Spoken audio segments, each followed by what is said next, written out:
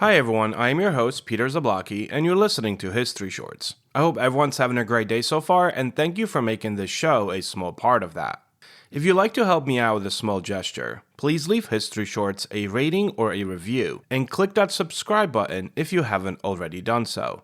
For sources and books used as the basis for these episodes, how to advertise on a show, and other information such as a list of our upcoming guests on the Conversation series, or a link to our Patreon account where you can listen to exclusive episodes not heard here, please visit www.historyshortspodcast.com. You could always shoot me an email at peter@historyshortspodcast.com.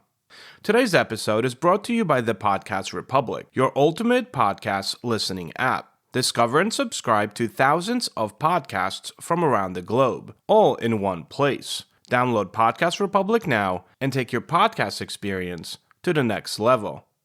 Having said all of that, the two short syllables, under God, nestled in the middle of today's Pledge of Allegiance, look so natural that many Americans assume they have always been there. In fact, the phrase is a comparatively recent Cold War graft, inserted by Congress and signed by President Dwight D. Eisenhower on Flag Day, June 14, 1954, and only after a whirlwind campaign by civil activists, clerics, and lawmakers determined to proclaim a religious countercreed to the atheistic communism. The political, cultural, and theological currents that converged on those words reveal a nation redefining itself for the nuclear age, at once exalting faith as a civil glue and igniting constitutional battles that still continue 7 decades later. Here is the rest of that story. Yesterday, December 7th, 1941. It's one small step for man, one giant leap for mankind. Mr. Gorbachev, tear down this wall. The pledge began in 1892 as a 23-word classroom exercise penned by Baptist minister and Christian socialist Francis Bellamy for the Youth's Companion magazine. I pledge allegiance to my flag and the republic for which it stands, one nation, indivisible, with liberty and justice for all. Bellamy's goal was civic unity, not any devotion. He explicitly rejected adding God, fearing that it would alienate Jews and freethinkers and undermine his dream of a universal recitation for America's immigrant children. When schoolchildren first chanted the pledge at nationwide Columbus Day celebrations that very October, the only ritual gesture was a stiff-arm flag salute, later abandoned during World War II because, well, it was visually similar to the fascist Heil Hitler. The pledge's first alterations came not from pulpits but from civic conventions. In 1923, delegates to the National Flag Conference in Chicago worried that new immigrants might misconstrue my flag as a loyalty oath to their homelands, so they rewrote the line to read, "The flag of the United States." A year later, they tacked on "of America." By 1942, as America was in the global war, Congress codified Bellamy's text in the U.S. Flag Code, instructing schools and civic groups to use a hand-over-heart salute. Yet, still no mention of the divine appeared. The pledge remained a secular statement of Republican ideals. The end of World War II plunged the United States into ideological combat with the Soviet Union, one that proclaimed state atheism.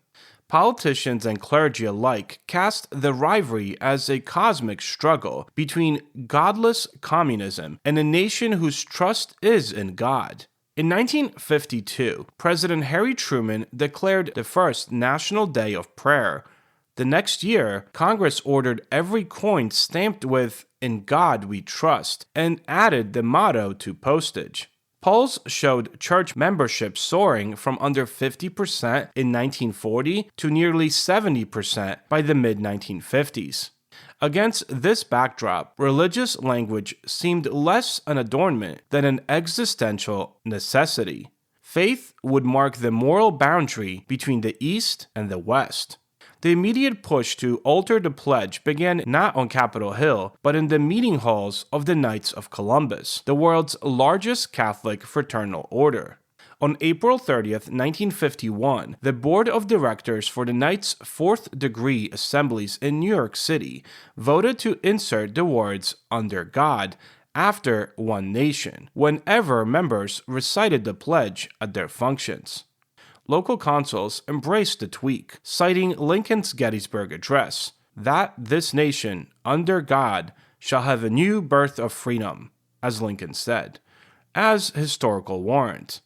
By August 1952, the Knights Supreme Council had formally urged federal lawmakers to make the change universal, dispatching resolutions to the President, the Vice President, and the Speaker of the House. Michigan Democrat Representative Louis Ribot was the first member of Congress to champion the Knights' cause. In April of 1953, he introduced a bill to amend the Flag Code, arguing on the House floor that the pledge as written could be the pledge of any republic, but that adding "under God" would proclaim America's unique reliance on a higher power and strike the ears of the communist world like a blaring trumpet.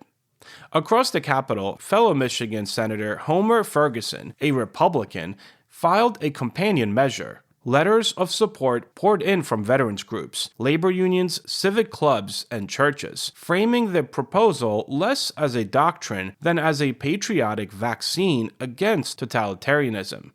Momentum, however, stalled until February 7, 1954, when newly baptized Presbyterian Dwight Eisenhower attended services at New York Avenue's Presbyterian Church in Washington. Guest ministers Reverend George M. Docherty delivered a Lincoln's birthday-themed sermon lamenting that the pledge lacked the phrase that gave the Gettysburg Address its spiritual heft. In a flourish aimed squarely at the commander-in-chief, Docherty declared, "There is no nation on earth powerful enough to outlast our material might, but I doubt if we can win the battle unless we hold before the world an America which still practices and preaches a real spiritual unity." Eisenhower shook the preacher's hand afterward and said he was most moved. The very next day, Representative Charles Oakman, a Republican from Detroit, introduced a fresh House resolution incorporating Docherty's wording verbatim. Eisenhower publicly endorsed the plan, writing lawmakers that in this way we are reaffirming the transcendence of religious faith in America's heritage and future. With the president's blessing, opposition quickly melted. On June 7th, the House passed the Oakman-Rabo Bill 321-3. The Senate approved it by voice vote the following afternoon, after only a brief debate. Civil libertarians warned of entanglement between church and state, but most newspapers framed the measure as a modest moral uplift at a perilous moment in world affairs.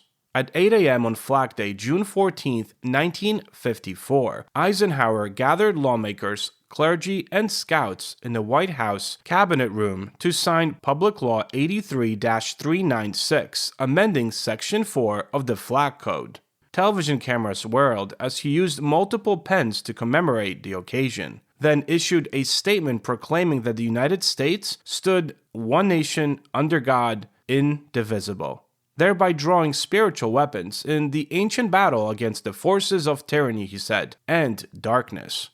Minutes later, the president walked to the Lincoln Memorial for a massive outdoor ceremony where school children recited the new Pledge of Allegiance for the first time as a nationwide radio audience listened in. Within weeks, state education departments printed new classroom posters, scout manuals, updated their opening rituals, and the pledge, now 31 words long, settled into the daily rhythms of American life.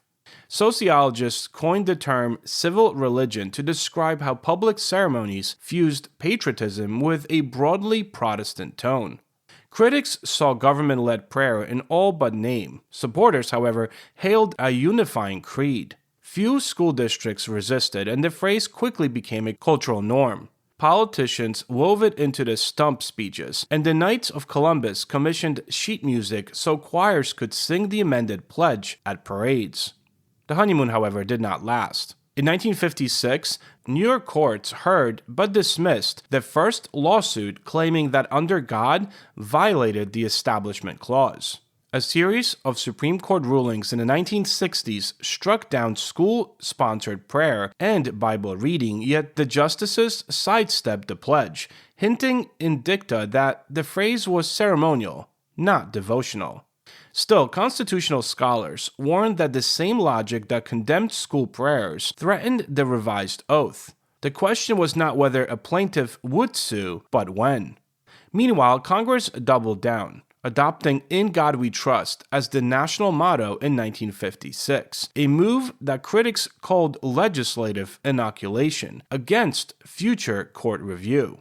That showdown finally arrived in 2002 when atheist physical lawyer Michael Newdow convinced the Ninth U.S. Circuit Court of Appeals that compelling his third-grade daughter to hear Under God violated her religious liberty. The 2-1 decision triggered bipartisan outrage. Both houses of Congress staged mass pledge recitations on the Capitol steps, and President George W. Bush denounced the ruling. 2 years later, the Supreme Court reversed on procedural grounds, sparing the phrase but leaving its constitutional status somewhat unresolved. Subsequent lawsuits in Colorado, New Hampshire, and Massachusetts failed, yet each rekindled debate over whether the pledge is a unifying rite or an exclusionary creed. While litigation simmered, the words themselves became political. Candidates paused noticeably on the phrase at rallies. Talk radio hosts scolded those who omitted it. And on the 50th anniversary in 2004, Congress passed a non-binding resolution affirming Under God as an integral part of our culture and patriotism. Survey data show that most Americans favor keeping the phrase, yet sizable minorities, particularly among younger, non-religious voters, say that it does violate church-state boundaries. Thus, the 1954 amendment that once felt like an anti-communist formality now functions as a barometer of the nation's evolving religious landscape. Thanks for listening.